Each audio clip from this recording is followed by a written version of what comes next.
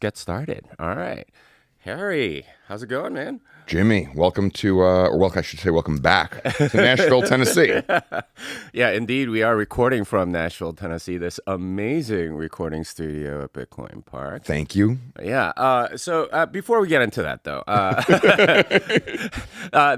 this episode is going to be about community, and there's like an interesting story that you had in joining this place. You even moved down here, right? Like, so tell me about your story and Bitcoin Park and how it came about and why you chose to come down here and everything. So two things. One is that Bitcoiners do not do anything halfway. we're not notorious compromisers, and so when Matt, Rod, and I kind of had the conversation around adding a third partner to the park. We all agreed that me moving was a requirement. If I'm not going to move, I can't participate, basically, because, and I don't know how many of your listeners are in the restaurant business or the farm business or anything that involves a large physical space. It is hands-on. There is no way to do this, through a computer screen. And at the park, we're very sort of people-forward, members-focused. And if I'm not shaking hands, then I'm not a good partner. So that was a conversation we kind of had in and around it. I'm all, two other pieces of what I think are relevant background. One is that I've been building mining sites in Tennessee since 2019. And so I've been in the state quite a bit. And so it's not my first time kind of in this area, and have loved it since then. So it was not quite a knee-jerk reaction, but I'm grateful to have sort of the opportunity to push me over the edge. The second is that, and this is all Bitcoin community related, the Bitcoin community in New York in 16, 17, 18 is the only reason that I sort of fell all the way down the rabbit hole. Like I was on Twitter at the time, and my dear brother in Bitcoin, Pierre Richard, just took me to coffee a bunch. And just told me about Bitcoin when I was, total newbie, and he was already all the way in. And then I got to meet Matt and Marty and the O'Byrnes and Jay and just a bunch of the New York Bitcoin scene. They were overwhelmingly welcoming to somebody who has no technical background, and just made me feel like there was a group of like-minded individuals who wanted to spend their time talking and thinking about money and personal sovereignty and human flourishing and prosperity and what that could mean. We happen to be doing it in the city of New York, which is not notoriously supportive of all of those ideas. And I think that you kind of see that reflected in the fact that that group of early Bitcoiners, or relatively early Bitcoiners who had formed such a strong community there, are now kind of scattered to the winds, and have cross-pollinated to some of the more freedom-centric states and freedom-centric cities. Well, so let's talk about the sort of physical meeting together a bit, because that's very important to you here at Bitcoin Park. But it sounds like it's a large part of your journey. So what was it about physically meeting with Bitcoiners that sort of changed your perspective? I think to me it's an abstraction layer on top of proof of work, where if someone is it's sort of very easy to type send tweet, and that's got like a high DDoS risk factor to it. But if you meet with somebody at a BitDevs, at a meetup, at a coffee shop, whatever, they're demonstrating a level of proof of work to me and investing in our relationship in sort of this time gated way and physical space gated way that lets me know that they're investing in a relationship with me directly in a way that I can see and in a way that gets demonstrated. And so we really, we do this at the park, that we run these summits because we're crazy people. But one of the things that we do at all of them, and we hang these at the park, is that we have everybody who comes to the summit sign the poster, because that's our proof of work. That's the demonstration that people invested their time, invested in coming to Nashville, and invested in showing up as their best selves for the time that we're spending together. And so they all sign the poster and we hang up the poster because you were only here once on, X date in 2023. And that's the proof of work that we all spent the time together and we invested in that, which makes me happy. And I think it serves as a meaningful symbol as we look to do this over the years. So, in a sense, the physical one-on-one, the time spent is proof of work. It's proof that you care. It's proof that you're actually willing to invest in somebody and help them understand something. Exactly. And so you get a physical space like Bitcoin Park, and obviously you had something like that at the BitDevs meetup in New York. What would you say to, I guess, a lot of the people that listen to a podcast like this and they've never been to a meetup? They've learned all their stuff from books and podcasts and things like that. Like, what is different about physically meeting and talking about this stuff that's viscerally different than, say, listening to a podcast, reading a book, or going on Twitter? I'm trying to decide if I really think it is all the way different or not. I think it is. The thing that I think we lose in podcast format and in Twitter format or Nostr format or wherever we end up, denizen of the internet, is that we're real people and our lives extend beyond Bitcoin. I think Bitcoin sort of influences and affects every aspect of our lives, but it isn't every aspect. If I'm doing something and doing something social with my parents or something else, like Bitcoin's probably not rearing its head in that interaction. And so I think that the reason that Bitcoiners would benefit from just the sort of social engagement in a physical space together is because it allows for sort of the serendipity of our humanity to emerge and to spend time learning about each other outside of hard sound money and what we're going to do to sort of rewrite the ability to stop governments from stealing from us with inflation every day. Like I think that's incredible stuff, and it's obviously transformative. But but we're spending our lives every second of every day, and we're not getting it back. And so the ability to engage in sort of the only currency that's harder than Bitcoin, which is time, with each other, and to sort of spend it in this way is something we should all get in the habit of because it's all we've got. Yeah, it's interesting what you said about sort of the high fidelity interactions where you can sort of like stray off into random topics and talk about stuff that you wouldn't normally talk about. And that's something that I've noticed at like dinner last night, for example, right? Like you talk about stuff that it's not exactly related to Bitcoin, kind of is, because everything's kind of related to Bitcoin. But you talk about all kinds of random stuff and, you get to know each other. It feels like that's like, I don't know, there's something essential about that sort of interaction which creates a real bond. Yeah, I think a lot about, so, I say this jokingly, but I really mean it, which is that I think Beefsteak Josh is a top 5 Bitcoiner. I don't know who the other 4 are, but he's got one of those 5 slots. Because what he does with the beefsteak is he throws the best party in the world.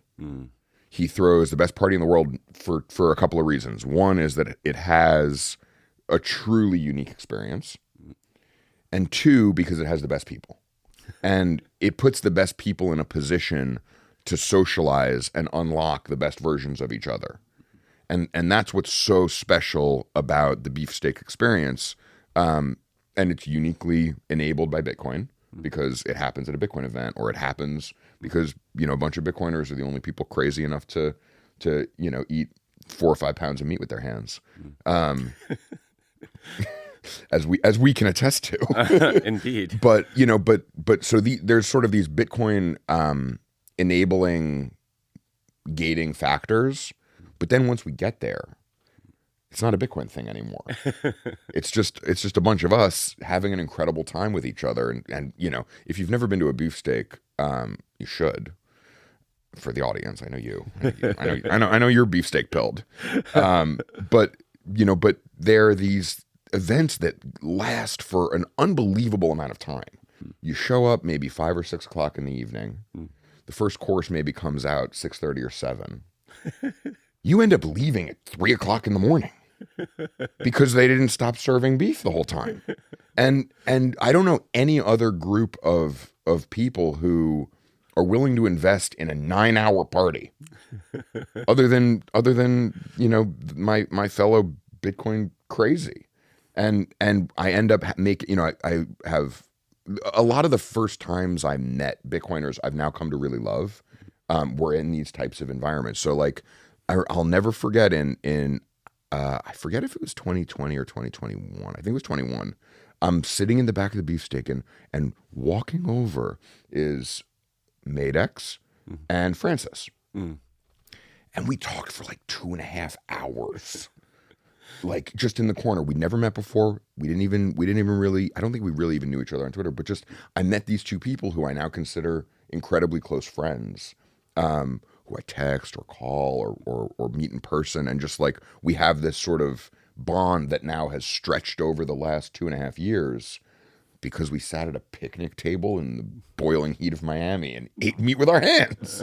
So, the quality of the bond is something that I'm profoundly affected by.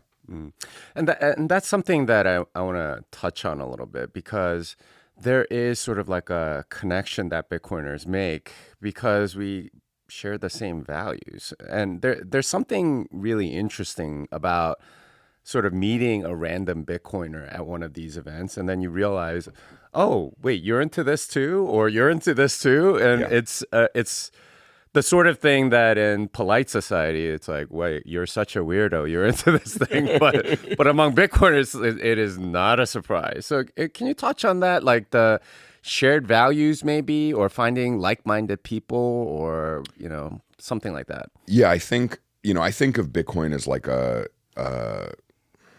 I don't know how to say it maybe properly, but like it's like a social alignment hack where typically if I'm making a new friend, I have a lot of work to do.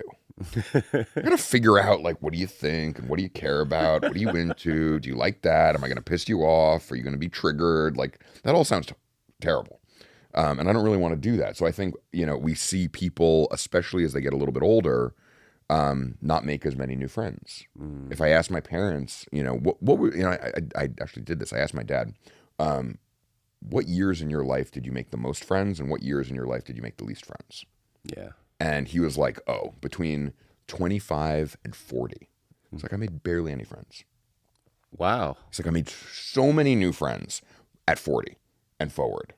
Why? I have no idea. But he was telling me he like started to do all these other things. But I just think that he, mostly because I think he was very career driven. So he like dove into work, and those were his like main working years. And I think he felt like he could come up for air at 40 and like started doing other things again. Joined a pickup He's been in the same pickup basketball game every Sunday for at least 23 years.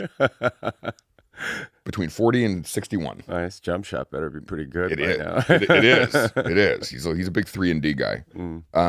But I was asking him just because I have gone through sort of this Bitcoin journey where like I make more friends every year now, and I don't think that's a typical thing for a lot of people. But Bitcoin and I've thought a lot about this, which is that Bitcoin takes you like 90% of the way there with people. So all we have to do is just kind of close that last 10% with each other, which is just figuring out if you like, I don't know, hot weather or cold weather. And so I think that we have this superpower, and I'm very sensitive to the idea that the superpower is fleeting. So this is not given. We're not promised that Bitcoin is going to hack our social layer forever. Because eventually Bitcoin will by force permeate other layers of society other than the people like us who've opted in long before we had to. So Bitcoin will force itself upon people who maybe wouldn't have naturally adopted Bitcoin, but Bitcoin is such a force of nature that it forces itself upon you over time. It didn't do that to us. We chose it. And so because the community that we're still a part of is all a cohort of people who by and large have chosen it or discovered it, not who were forced upon it. And I think, the event that we're at today, I think there's a lot of people who are forced upon it because Bitcoin ends up being a necessity in their communities. But for those of us who have the luxury of enjoying the Bitcoin social layer, we have this moment in time where it's just this huge friendship hack. Indeed, it is a big friendship hack. And I want to go back to what you said about the work that you have to do to make new friends most of the time. And I get this from people that are looking for, for somebody to get married, right? The entire dating scene is all about that 90% where it's all a big filter. It's this giant filter that takes forever and so on. It's very difficult to make friends these days. And but when you have a shared values community like we do right now, it's so much easier. Yeah, I like the term that American Huddle uses, which is the high velocity trash economy has produced high velocity trash relationships. Oh yeah, right. That's true. Yeah, it's fast, it's easy. There's an app for that. just gotta swipe and meet up. Like that. That's not a way to invest in a long-term relationship. And I believe every relationship is worthwhile, more so over the long term, because you get compounding returns. Yes, right? Year 2 is better than year 1, and year 3 is better than year 2. And so you should invest in the longest time frame that you can.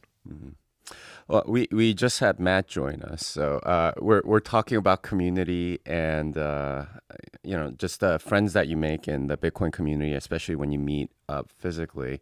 So you're obviously here in the studio. Can you tell us a little bit about your experience with Bitcoin Park and what your vision was when you founded it with regard to community here? Good morning, gents. Is my mic on? Yeah. We're good? Yeah. The park has been great. One of the things that really hit me hard was 2020, 2021, seeing the world go into lockdown. Personal connections get strained. You don't end up shaking people's hands, seeing people in person, looking them in the eyes. And so much of our lives went even more digital. And I think it just really solidified the value and the importance of actually meeting people in person, having off-the-record discussions, and just sharing those personal connections. Because, at the end of the day, like, regardless of when you were born, it's easy to be doomer about your current situation. But the overwhelming the overwhelming evidence just points to like human flourishing, and that usually happens because of human collaboration and people working together. So it's important we don't lose that, and that we focus on it even more going forward. Yeah, there is something about physical connection that sort of like creates that bond you're talking about. I'm going to talk a little bit about, a lot of spaces like this encourage those bonds so that you can create stuff. And entrepreneurship in particular typically requires a lot of good relationships to create, right? And in a sense, like when I see the startup incubator model or whatever, it's usually just sort of like forced dating almost, right? Like, it doesn't feel right. Here, I feel like things are a little different because it is a little bit more organic and it's more community based. Can you talk about what your vision is with regard to sort of like the companies and products and services that you guys envision coming out of this place? I mean, let me just jump in here real quick. I mean, look, Jimmy, I think a perfect example is me and you knew each other through the internet for years. We passed each other in conferences, we said hi or whatnot, but we didn't become friends until we spent a week together in Norway. And we actually had close connection and we were around each other and had real conversation. I think that the main goal of the park and the main goal of all of these community spaces should be just fostering that connection, and then you let everyone, then you let it work itself out, right? And people will naturally work together. And so as far as our individual members, the people that make the park run on a daily basis, we just want to provide them a place that they want to be at all the time and that they're proud of, right? And we work with them and constantly get their feedback. And on the same vein with companies, I mean, we see one thing that companies really like in this space now that so many businesses have moved remote is the idea of offsites, right? And because a lot of times their employees never meet each other in person until they do an offsite at the park or somewhere else. So we've found that very valuable. But the park right now is 14 months in. And we're iterating, and it is a bear market. And what is the meme? Bear markets for builders. What they leave out is most builders get wrecked during that period and don't survive. So bear markets are for builders who survive, and we're surviving, and a lot of our members are enabling that. Yeah. I just want to add one thing. I agree with everything Matt just said, but. And this is no knock on the incubator class. I think, getting money in the funds of people who are going to write code to make Bitcoin more useful, like that's good. That's good with me. But we try to make it fun. Bitcoin should be fun. Life should be fun. Like we're all running out of time every day. And so, I think having this focus on, just political action and reinventing the monetary world and yeah, let's do all that, but let's have a lot of fun first, and let's do it with each other, because this is the whole point. And I like what Matt said, which is just that people should be proud to come here. And I don't think this is doxing them, but we had a few of the folks from the Fedi team here this week, and I don't think they get to be in person as much as they'd like. And I just was watching as they all showed up on Wednesday, and they the huge smile hit all their faces. They all ran to go into a conference room together to work on stuff in person. And seeing that is to me the biggest reason that that I wanted to join the park, that I wanted to move to Nashville, to get to be a little piece of the enabling stack that lets a company see each other, smile, and run into a conference room to go work on Bitcoin. Yeah, that's a really interesting part of this model, is that you do have sort of a meeting point for a lot of remote companies, and you allow them to not just meet in person, but go out to dinner and maybe do something fun and stuff like that. The other thing that I found really interesting about the model here is that you have a lot of educational events. And in many ways, learning something together is a great way to bond with each other. Such a good point. Yeah. So tell us a little bit about what sort of education initiatives you guys have going on, and what your vision is for sort of educating the Bitcoin community, not just here, but all over the place. Yeah, I mean, I think if you look at a lot of problems in this world, it just comes down to lack of education. We need more education. We need better education. We need more accessible education. And the Bitcoin community in general has always been great about it. So it's a key tenet of the park. The two main pieces of education that we do is we have 2 monthly meetups. We have a BitDevs, which is, the most recent, developer focused updates for the month. It's a Socratic seminar. And then the day following that, so the second Wednesday of every month, we do an open house. And one of the things we found with the open house is we make it topical. So August was Bitcoin in academia, January is mining, Lightning is July, and the idea is that the topic will always be the same every year for that month, right? Just January will always be mining, February will always be free and open source software, and so it allows people to plan around it, because we have a lot of people drive in from out of town. But I guess let me just pull back for a second. The hardest part about education is trying to figure out who you want to serve and how you want to do it, because people come from so many different places and perspectives, and you kind of have to meet them where they're at. So this is like a first step with just those 2 meetups once a month. That alone is 24 free events open to the public. BitDevs is obviously more technical focused, more established Bitcoiner focused. While we make the open house extremely accessible, it's just a panel format with 30-minute panel with a 15-minute Q&A, and then we just have cold beer and food. But I think one thing we found that is really great is as we get more members and as they're more proud of the park, our major cost here is real estate. It's a sunk cost real estate. And so if we can enable our members to do more things in terms of workshops and meetups that we don't necessarily have to micromanage, right? Because our time is scarce. That is the biggest win. So we try and enable our members, like whenever Nifty's in town, she has a blank slate to do Base 58 or any workshop she wants to do. It would be an honor and a privilege, right? And we just make sure that she understands that, and that's her decision. When Craig Raw's in town, like, would we love a Sparrow workshop? Damn right we would love a Sparrow workshop, And we'll make it as easy as possible for him to run that workshop. We'll put it on our meetup page, so it'll go out to the 1,200 people. We'll post it on Nostr, and we'll help him get the word out. So the key is the community that is rallying behind us and works with us. The key is to enable them. I think that's how it scales, because none of us have the bandwidth to do it all ourselves. Yeah, and I think the piece that I would add is the event that we had earlier this week, which was called Grassroots Bitcoin, which is just an event for meetup organizers. So if you're a meetup organizer, 2024, come to Bitcoin Park because we're going to do it again. And the opportunity to get educators together and share best practices. I think we've got this incredible open source development muscle in the Bitcoin community that's really strong.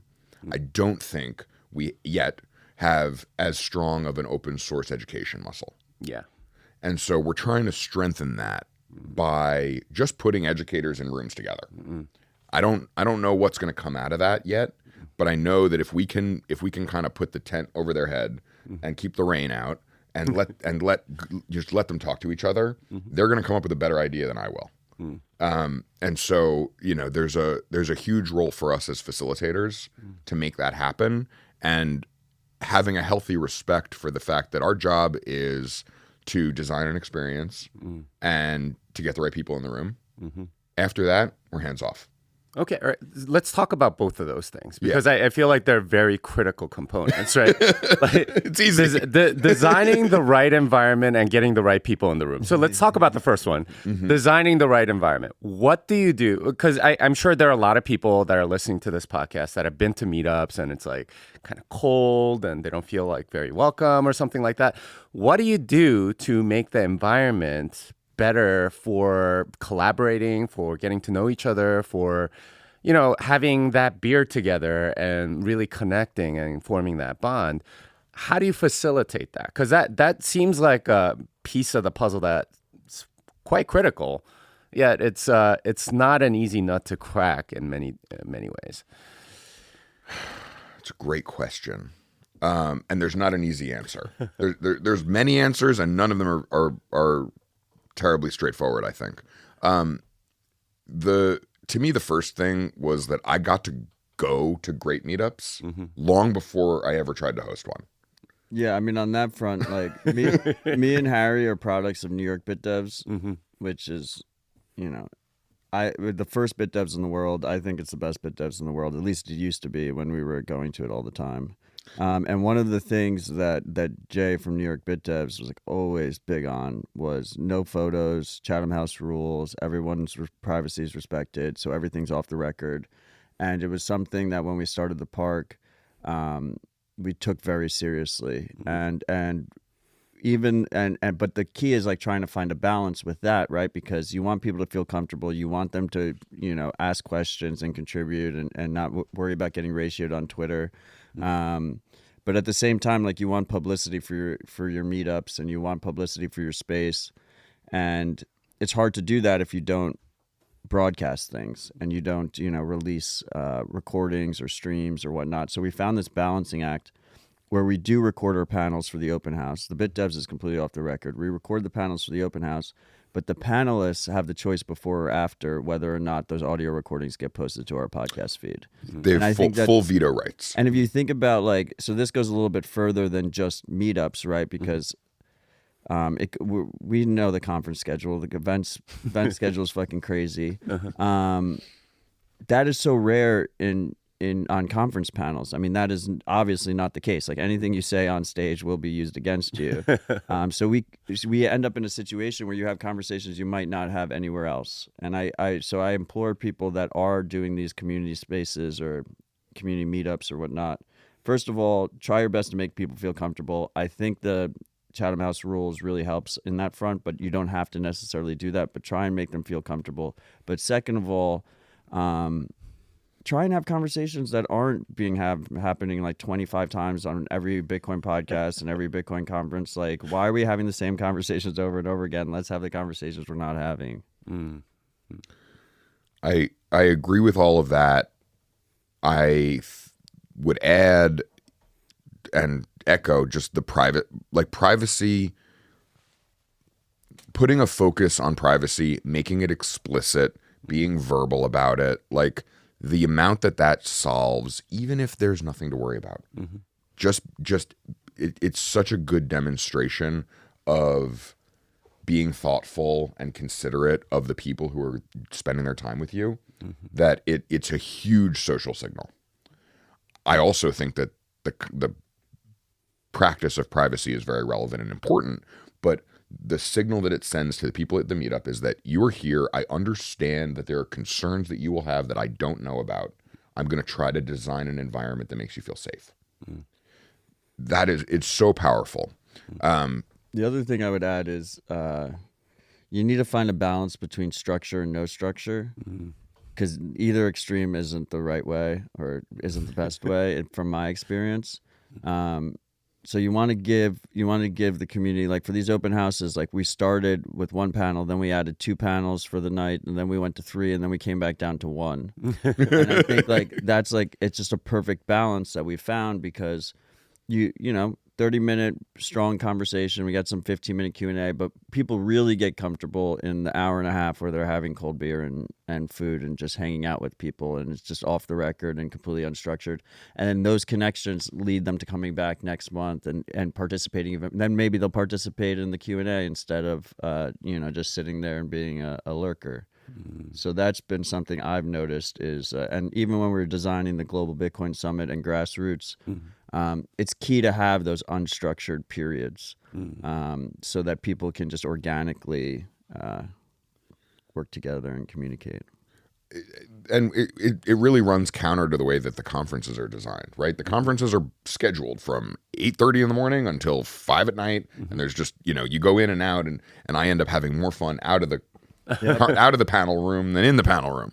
And so rather than create an environment where there's sort of like people who participate in the content and people who don't, rather than doing that, we said, all right, let's just have times where there's no content. And let's just bake that into the schedule. Because I think a lot of people here don't want to sit in an audience listening for the whole day. Portions of the day, absolutely. We're here to learn. We're here to educate. We're here to put, some of the brightest minds in front of the other brightest minds in the audience. And that's great. But to do that all day long defeats the purpose of getting everybody together in person, And the Q&A is the other piece that Matt mentioned that I want to hit again, is just like, if you're running a panel, put a Q&A on the back. Why? Because otherwise it's just a podcast in person. And it's that 1x. Yeah, and you're stuck at 1x the whole time. So if you're organizing anything and you're bringing a guest speaker, you have to do Q&A. It's just the most important part. Oh, and the Q&A, and our policy in the Q&A is always off the record. So the panels have the choice if their 30-minute panel it gets published or not. But regardless of that being published, the Q&A is always off the record. And there's always, it doesn't matter, spend years working on education in this space, and it doesn't matter how long. It's like there's so many times a question comes out that I just completely disregarded that perspective, and I just didn't even think about it. Yeah. One of the really exciting memories for me from Bitcoin Park was that we had Pete McCormick came and did a live show with us, and it was him and Danny and you and Preston, and the Q&A went for like 90 minutes. And you were incredibly kind and patient with your time. But I just remember like it was just like it just kept going, and the questions were fascinating and stuff that I hadn't thought about, but it was really just it was such sort of like the pinnacle example for me of like, this is why you do it live and in person. That's sort of like the in between the panel, which is very structured, and then the completely unstructured sort of like beer time. Exactly. Something in between. Well, let's go back to like the beer time and and talking about how you facilitate that, because there is something about alcohol that helps a little bit, but also maybe like snacks or something like that, and having a space that allows you to have these what I guess you would call hallway conversations, right? The real connections that are made, which, like you said, most people enjoy the most about these meetings. The first is that we are incredibly grateful to BitRefill for making that happen. So BitRefill sponsors our beer For the meetups. So no one pays for the meetups. So there are 2 coolers every meetup. They're full. Go grab a beer. And removing the friction in that piece of the experience is something that is a huge enabler. Now, I think that everybody who shows up at our meetup would be happy to pay $5 for beer.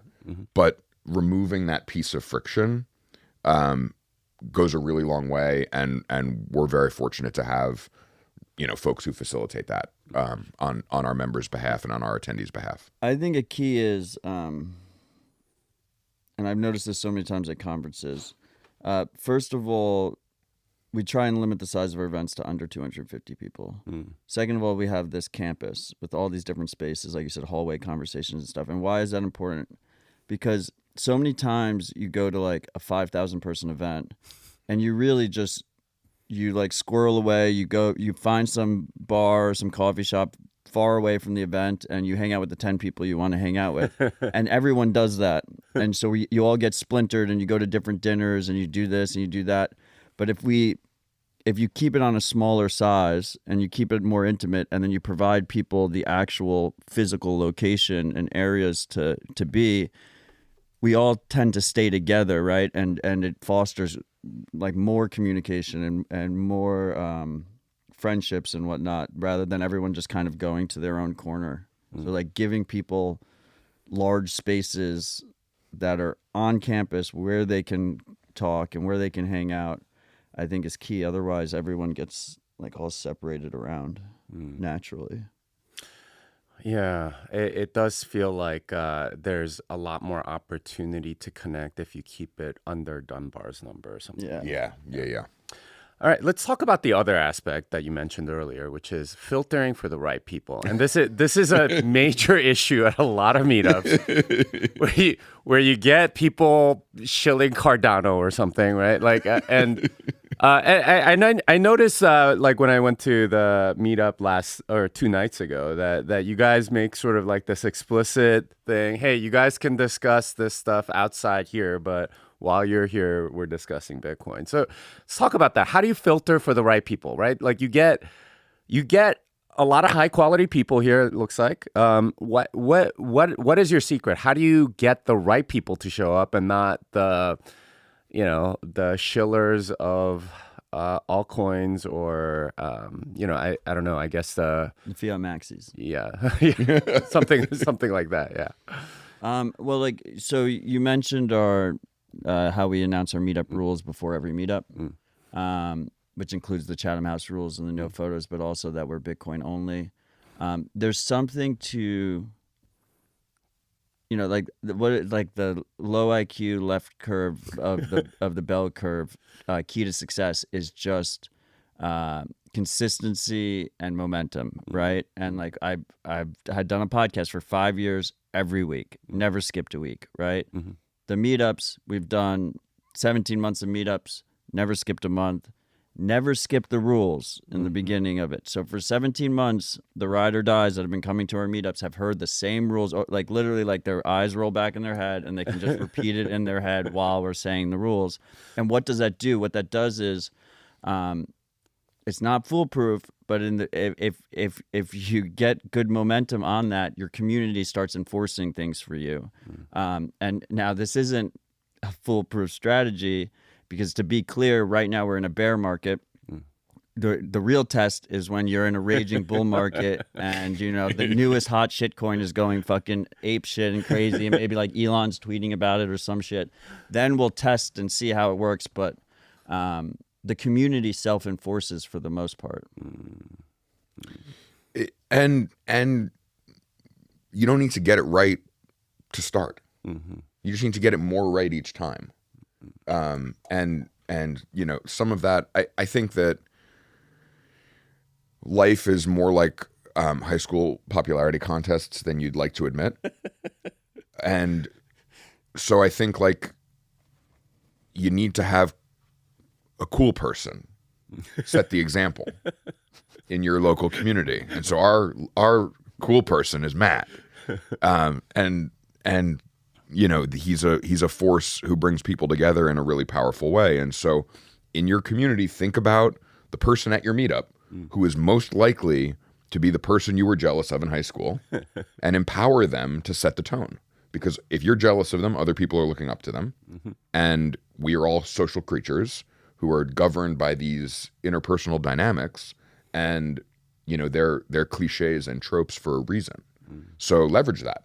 And so if you've got somebody who's charismatic and popular at your meetup, make sure they're not talking about shitcoins, because if they do, everyone will. But if they enforce the Bitcoin only approach and set the tone, other people will also respond to that. And so having sort of the EQ to know that about your group, and to kind of seed the right influence leaders, and be thoughtful and deliberate about it, I think it goes a really long way. I would just say that it's broader, right, than just like shitcoins and fiat maxis. Like in an ideal world, like I would want anyone to be welcome at the park at any time. But we don't live in an ideal world. And the single hardest part about managing a community space or community meetups or all this stuff is it's inherently a people problem. And it's not an easy problem. It's not an unsolved problem. And it comes down to like this non-objective,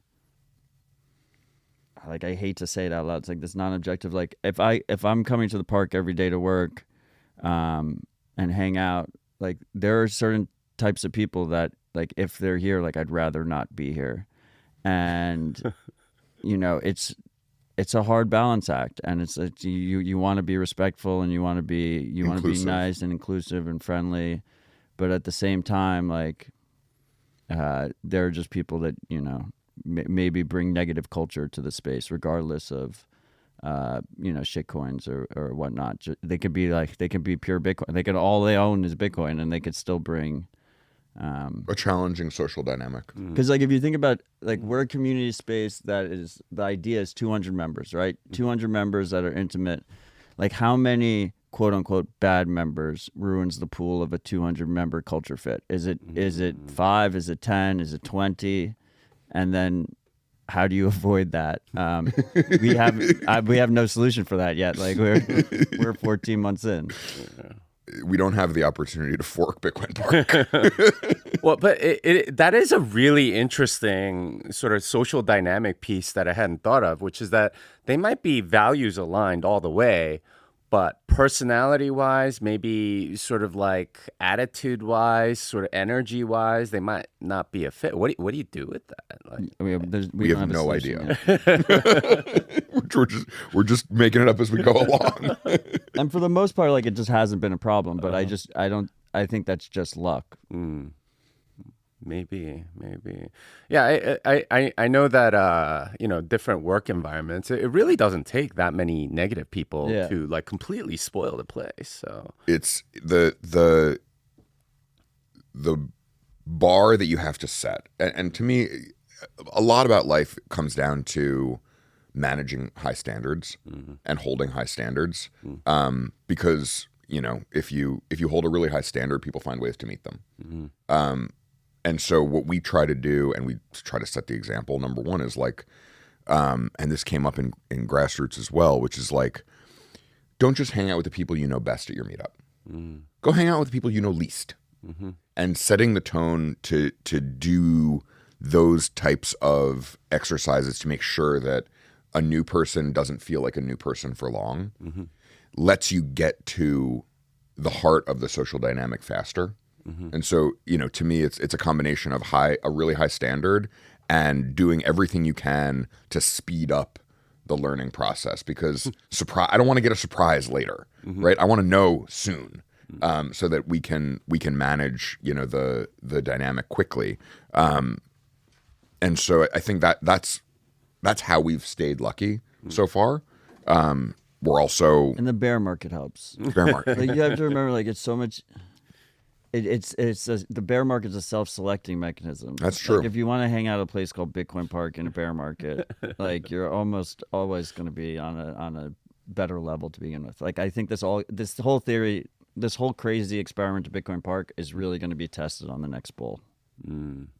Yeah, I can definitely see that. But this is such an interesting social experiment in many ways, because you do have a small enough community where it really feels like a community, right? Like you have a Dunbar's number of people ish, and you get to know pretty much everyone that's coming in and out. And they're wonderful people, I'm sure, but there's always sort of like tension and things that you might not be accounting for, and who knows what, like, two particular people might have a beef, you don't know. So like managing that and like the social stuff around that, it almost feels like you're creating a village again. Yeah. Yeah, I agree with all of that.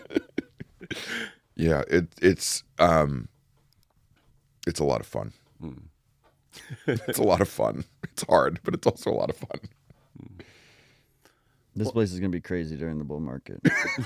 Matt is for your listeners, this is not a video podcast, but Matt is looking into the future, which is also known as the floor, and is just in horror at what the bull market will bring to our lives. No, it's going to be positive and negative. Like, it's going to be lit.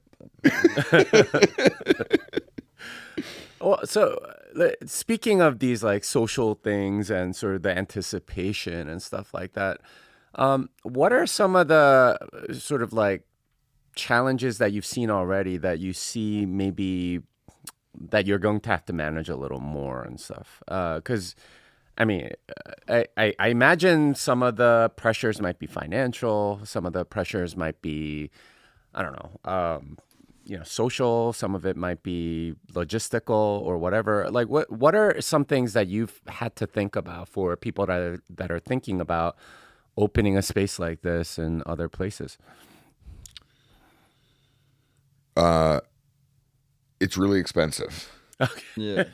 Like that and I mean it seriously, like if you're Very seriously. like Bitcoin, there's sort of Bitcoin Park the project and community, and then there's Bitcoin Park like the business to keep the lights on.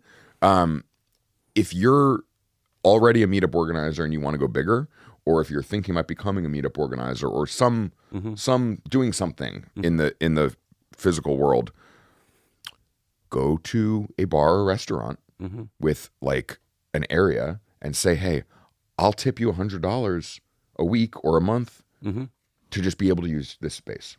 Which is what we did originally. Like, we were at Jackalope Brewery until we overgrew it. The key is, like, do it if the goal is freedom. And like fulfillment, and hopefully you can make it to a point where it's sustainable, but do not do it for profit, because we haven't figured out how to make any yet.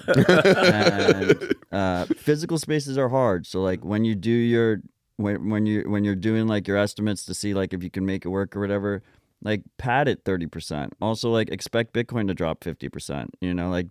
Do the most conservative calculations ahead of time, because real estate is also an illiquid shitcoin, and like you're kind of locked in once you make that jump off the cliff and go for it. You have to fly or you fucking die. So Wow. Keep that in mind. Like, one of my biggest concerns is, part of the reason why we launched this thing is because I saw this great movement of grassroots Bitcoin all around the world, right? And I wanted to do my part, and I thought it was, the most fundamental bullish part about the whole movement is just all these individuals like not really communicating with each other, but doing similar things in their local communities, trying to strengthen their local communities.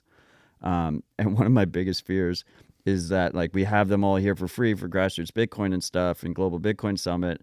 And then they're like, I want to do it. And then we just get a bunch of people wrecked in their local communities because they all do it too big. And you just set back grassroots Bitcoin a little bit. So just be conservative about it. Know it can be very expensive. Assume it's going to be much more expensive. And it's a lot of effort. It's not an easy thing that you can just like do on the side. And you can do 90% of it without having to buy or rent a huge space. You can get, 80, 85, 90% of the way there. And you can do that in a park, and you can do that in a backyard, and you can do that at a restaurant or a bar. Like, you don't need a space to deliver Bitcoin community. The other thing I would add is like, do it if you and like a few other people can bootstrap it yourself. Definitely don't do it alone. Or if you find like some kind of community model, like I know some guys are like experimenting with like co-op models and stuff where like they like basically get like 50 people together ahead of time and everyone puts money up front. But I do not like the idea for these community spaces of taking external capital like venture funds or something like that, because like I said, I think the what does a venture fund want? A venture fund wants profit. And I think the goal for these spaces should be primarily freedom. And what you're not only is it going to be hard to make profit, but you lose an element of freedom if you take in external investors in, right? Like the cool part is like we're the captains of the ship, right?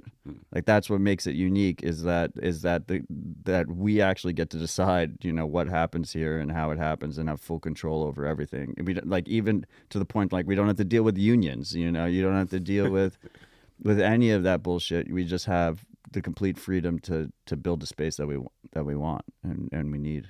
Yeah, and that's something that I've noticed about this place that's unique to, I guess, like the co-working spaces and maybe, the incubator spaces or whatever, is that you guys really are the captain of your own ship. You haven't taken external capital, so there isn't this sort of like fiat engine that's like making it go.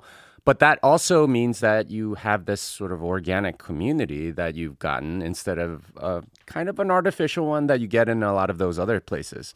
So, I mean, there are real benefits to doing that, like you said, about freedom. But there's also at the same time financial pressures that maybe some of these other places don't have. Yeah.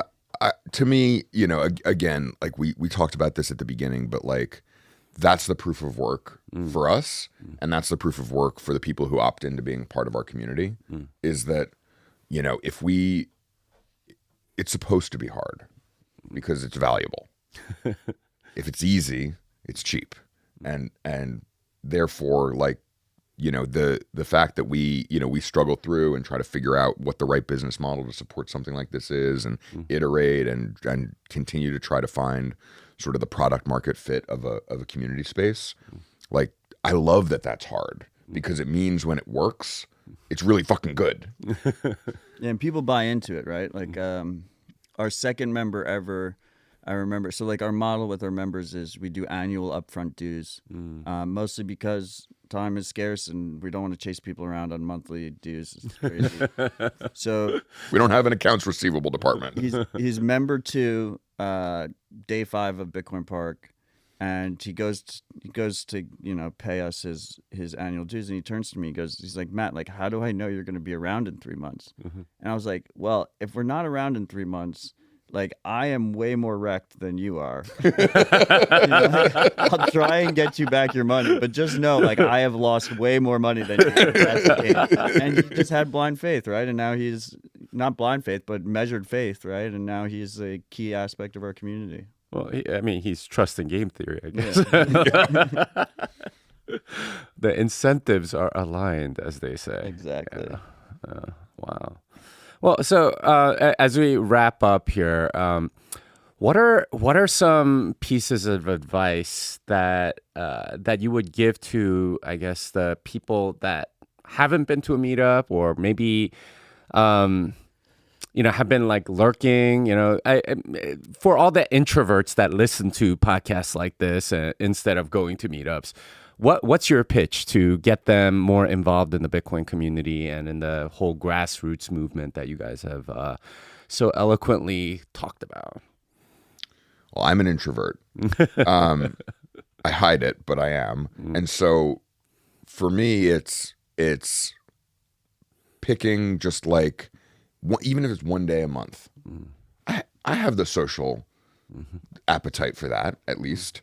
And if you haven't been, just go. Just go on meetup.com or go on Twitter and just like say, I'm going to be in X, Y, and Z place.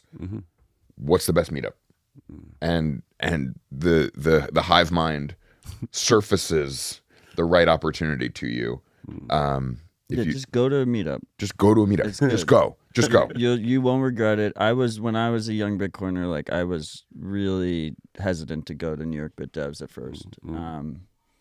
I think there was like some cope where I was pretending it was like for privacy, but it was really like I was nervous, right? I was anxious. I had no idea what I was walking into, and it gets natural after relatively quickly. And then if you don't have a Bitcoin meetup in your area, start one. Or visit one first somewhere. And then go start. Come to Nashville, Tennessee. But I really like the idea of like in terms of like just starting a meetup if you don't have one. You like find a bar. You don't even have to talk to the bar in the beginning because it'll be like 5 to 10 people max, and you just pick a corner. You post it on Twitter. Maybe you make a meetup page. Maybe you reach out. Like I like your idea of going to someone else's meetup first. And what's nice about that too is if it's established meetup, you can talk to the organizers and be like, I want to start a meetup in my town. Like, what advice do you have? But also the soft ask of saying, what advice do you have? You're also kind of asking them if they'll promote it for you. And I've done that in the past. Like I've had guys come here and they're like, I want to start a meetup in Boston. I was like, you should absolutely start a meetup in Boston. I was like, make sure you send me the tweet when you make a meetup page, send me the tweet when you send it out. And then I press the retweet button, right? And help them. A lot of meetup organizers want to help other meetup organizers. It's really, really cool. And they might attend your meetup too, right? Yeah. Sometimes. And if you start a meetup now, next year you can come to Grassroots Bitcoin at Bitcoin Park. There you go. Well, that's the best reason to start your Bitcoin meetup. Well, that and if you're starting it now during the bear market, I mean, you're going to get way more members later and have more opportunities. It's a good hack also. starting in a bear market. Yeah. That's always like sort of an excellent way to sort of establish your cred doing things in the bear market. And you get a bunch of you'll get like 5 to 10 ride or dies in the bear market that will push the culture through. Yeah, indeed. All right. Well, it's been an excellent conversation, gentlemen. Anything that you guys want to promote, or besides Bitcoin Park, obviously you have that going, and please tell me the URL, or tell my listeners the URL. BitcoinPark.com. Okay. Look at that. there you go. Anything else that you guys want to promote? Any events coming up here that you guys want to talk about, or any interesting things going on in the Nashville area? Well, first of all, Jimmy, thanks for having us on your podcast in our studio. And thanks for coming to Bitcoin Park yourself. An easy shill, first of all, is that when we do post our panel recordings, the ones that panelists approve of, they get posted to our podcast feed. So if you search Bitcoin Park in your favorite podcast app, you can see all of our uploaded conversations from every event we've held, which is really cool, and it's all in this single feed.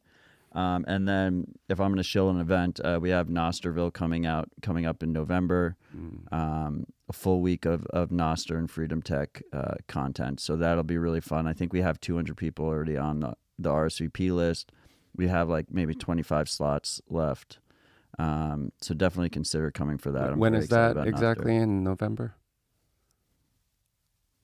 I want to say November 6th. This is why we need Rod. But you can go sometime in November. You can go to bitcoinpark.com/meetup, and it lists all of our events on the meetup page. All right. Well, thank you guys, and hopefully this inspires more people to start their own meetups and or even to attend one. So thank you. I just want to paraphrase a favorite Bitcoiner who has been to the park and been generous with our time, which is keep your coins off exchanges and your name out of databases. There you go. Love it. All right. Thank you. Unchained Capital is a sponsor of this podcast. I'm an advisor to the company. I know the team well, and I'm excited for what they are building. If you need multi-sig, collaborative custody, or a Bitcoin native financial services partner, learn more at unchained.com.